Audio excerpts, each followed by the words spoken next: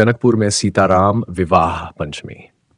जनकपुर, नेपाल में विवाह पंचमी एक महत्वपूर्ण धार्मिक और सांस्कृतिक उत्सव है, जिसे भगवान राम और माता सीता के पवित्र विवाह की स्मृति में मनाया जाता है। यह उत्सव हिंदू पंचांग के अनुसार मार्गशीर्ष मास की पंचमी तिथि को आयोजित किया जाता है। जनकपुर को माता सीता का जन्म स्थान माना जाता है और यह स्थान रामायण काल की ऐतिहासिक घटनाओं से जुड़ा हुआ है। विशेष आयोजन और परंपराएं। जनकपुर धाम की सजावट। जनकपुर धाम की सरावट। जनकपुर में स्थित जनकी मंदिर को इस अवसर पर भव्य रूप से सजाया जाता है। लाखों दीपों की रोशनी और फूलों की सजावट से पूरा क्षेत्र दिव्य और अलौकिक प्रतीत होता है। विवाह की पुनरावृत्ति। इस पर्व में भगवान राम और माता सीता के विवाह की पूर्व प्रक्रिया को पारंपरिक रीति रिवाजों के साथ फिर से एनैक्ट किया जाता है। इसे देखने के लिए नेपाल और भारत समेत दुनिया भर से भक्त आते हैं। रथ यात्रा। भगवान राम, सीता, लक्ष्मण और हनुमान की भव्य रथ यात्रा आयोजित की जाती है। इस यात्रा में हजारों श्रद्धालु शामिल होते हैं। धार्मिक अनुष्ठान, वैदिक मंत्रोच्चार, हवन और पूजन इस आयोजन का अभिन्न हिस्सा है। जनकपुर में स्थानीय पुजारी विवाह के विभिन्न चरणों को संपन्न कराते हैं। अंतर्राष्ट्रीय भागीदारी। भारत नेपाल के सांस्कृतिक रिश्ते इस पर्व में गहराई से झलकते हैं। अयोध्या और जनकपुर के बीच सांस्कृतिक संबंध को मजबूत करने के लिए दोनों देशों के प्रतिनिधि इस उत्सव में शामिल होते हैं। आधुनिक महत्व। विवाह पंचमी का आयोजन न केवल धार्मिक दृष्टिकोण से महत्वपूर्ण, बल्कि ये जनकपुर के पर्यटन को भी बढ़ावा देता है। श्रद्धालु इस अवसर पर रामायण की शिक्षा और आदर्शों को आत्मसात करते हैं। ये पर्व प्रेम, समर्पण और धर्म के प्रतीक के रूप में अनंत प्रेरणा का स्रोत है। जनकपुर में विवाह पंचमी मनाना एक आध्यात्मिक अनुभव है, जो भक्तों को भगवान राम और माता सीता की दिव्य लीला के साथ जोड़ता है।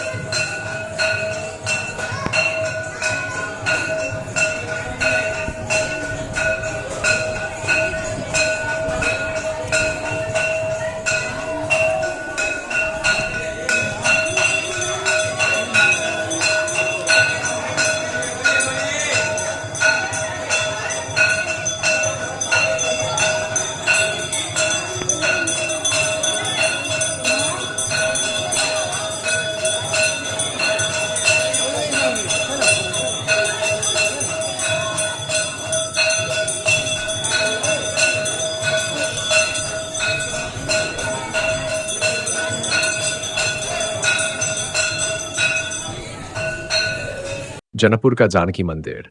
नेपाल के धनुषा जिले में स्थित जनकपुर धाम का जानकी मंदिर हिंदू धर्म के प्रमुख तीर्थ स्थलों में से एक है। इसे माता सीता का निवास स्थान माना जाता है। ये मंदिर न केवल धार्मिक महत्व रखता है, बल्कि अपने स्थापत्य और सांस्कृतिक समृद्धि के लिए भी प्रसिद्ध है।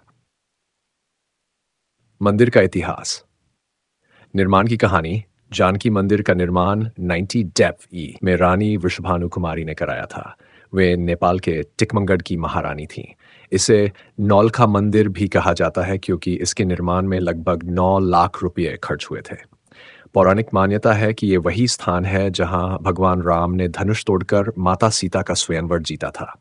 यहाँ वह पवित्र भूमि है जहां राजा जनक ने हल चलाते समय समय सीता जी को पाया था।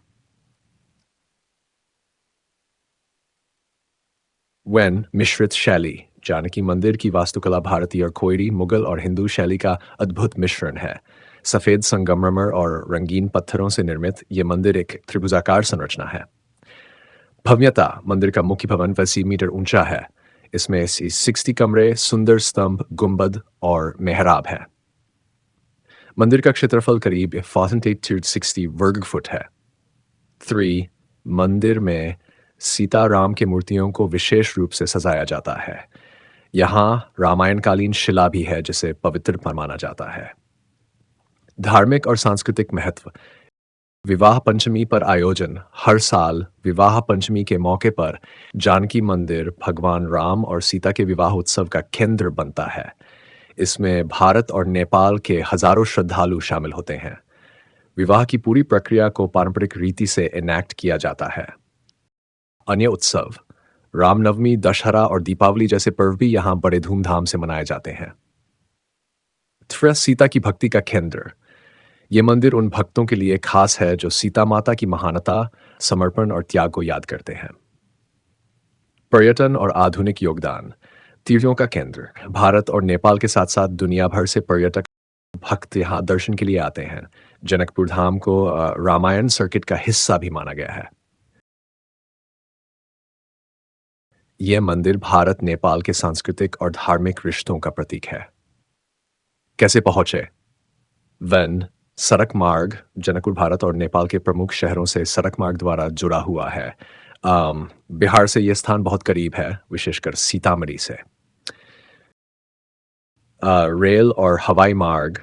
जनकपुर रेलवे स्टेशन और जनकपुर एयरपोर्ट तक आसान पहुंच है। जानकी मंदिर सिर्फ एक धार्मिक स्थल नहीं बल्कि मिथिला की समृद्ध सांस्कृतिक